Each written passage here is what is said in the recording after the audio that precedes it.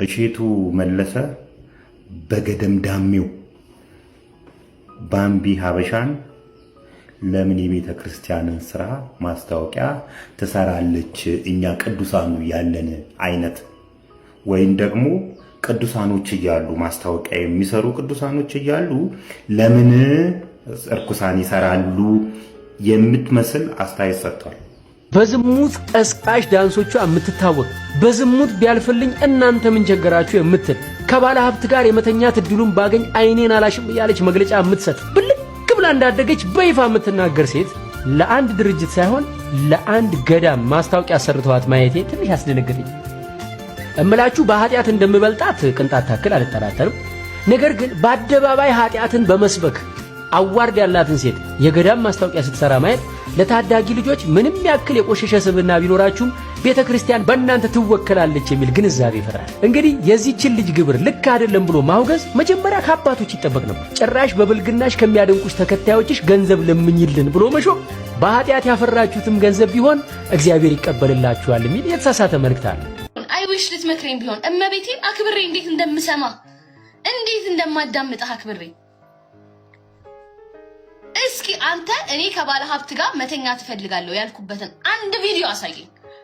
ሰው ሁሉ ተናደደ እንደዛ ብላለች። አንተ የምታወራው ስለ አላሙዲን ቪዲዮ ነው። ማንም አልተናደደም። ሁሉም ቀልድ መሆኑ ገብቶት ስቆ ተጫውቶ ነው ያለፈው። ሁሉም እስካሁን ድረስ የሚወራ ቀልድ ነው። ባደወይ ማንም ምን አንተ በምታስበው ልክ ያስተው የትኛውም ኢትዮጵያ የትኛውም ህዝብ የለም። እውነቱን ስነግርህ ግን አንተ ለቤተክርስቲያንና ለአረጋውያን ለመቄዶንያ ያልተመለስክ ማለት ነው። እሳቸውን ብታገኝ ደግሞ ምን ልትሆን እንደምትችል እናውቃለን። ምክንያቱም ለገንዘብ ምን ያህል ጥግ ድረስ እንደምትሄድ እኔ አንተን በደንብ አውቃለሁ። እሺ ገባክ? እሺ በደንብ አውቃለሁ። ማሪ ከተቸገሩት እኩል እያመቻቸ ኮሚሽንህን እየሰራክ አንተ ለኔ ስለ ጌታ ልትነግረኝ ነው? እኔ እኮ የምሰራትን የማገኛትን አካፍላለሁ። አየክ ቲክቶክ ላይ መጣው እንደዚህ ተቸገርኩ ለሚሉኝ እህት ወንድሞቼ ሳልሰስት አካፍላለሁ። አንተ ግን ከተቸገረው ላይ ትካፈላለህ። ይሄ ነው ልዩነታችን። ታዲያ ፈጣሪ ከማን ጋር ነው የኔ ጌታ?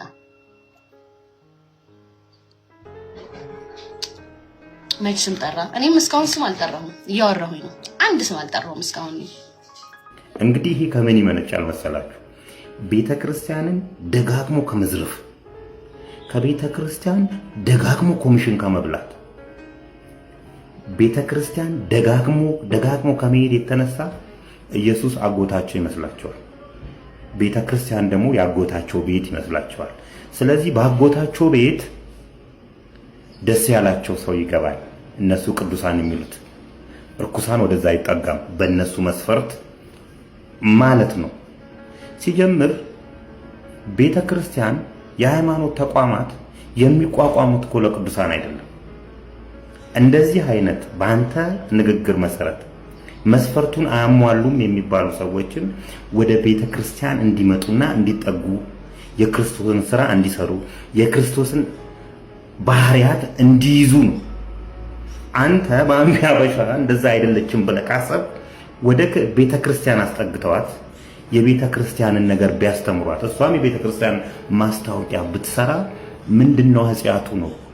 ለዚህ እኮ ነው ብዙ ሰዎች ቤተክርስቲያን የሚመሽዋት። እኔ ኃጢያተኛ ከሆንኩ ወደ ቤተክርስቲያን እንድመጣ መገፋት ነው ያለብኝ እንጂ ከቤተክርስቲያን እንድርቅ በእንዳንተ አይነት ንግግር ማለት ነው። የግድ አንተ ነህ ኮሚሽን የምትበላው ሰውዬ፣ ደጋግመህ ኮሚሽን የበላ ሰውዬ አንተ ነው ወደ ቤተክርስቲያን መሄድ ያለብህ። ክርስቶስ እነማንን ያከበረው? አረ ስብከት እያለኝ ነው ዛሬ። እነማንን ያከበረው እንዴ? ረጃጅሞቹን እኮ አይደለም ቁመታቸው ከሩቅ ክርስቶስ መምጣቱን የሚያውቁት ሰዎችን አይደለም እኮ አጭሩን ሰው እኮ ነው መርጦ እቤትህ እራት እንብላ ከቤተሰቦች ጋር እንደ ልብ ታየኛለህ ያለው።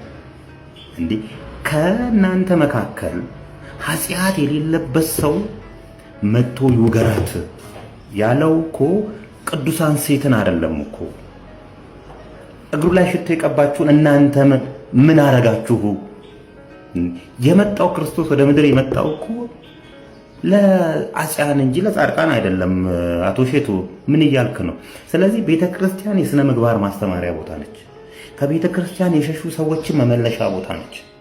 በእርግጥ ያቺ ልጅ ሸሽታ ወይም ደግሞ የቤተክርስቲያንን መስፈርት የማታሟላ ከሆነ መስፈርቱን ስለማላቀው ነው መስፈርቱን የምታወጣው አንተ አይደለህም። ኑ ወደዛው ቤተክርስቲያን መምጣት አለባቸው። ሁሉም የክርስቶስ ልጆች ስለሆኑ ማለት ነው። ስነ ምግባርም መማር አለባቸው። ቅዱስ የሆኑትማ ቅዱስ ናቸው። በቃ አለቀ እኮ። መምጣት ያለበት እንዳውም በስነ ምግባራቸው ትክክል አይደሉም የተባሉ ሰዎች ናቸው ወደ ቤተክርስቲያን መምጣት ያለባቸው።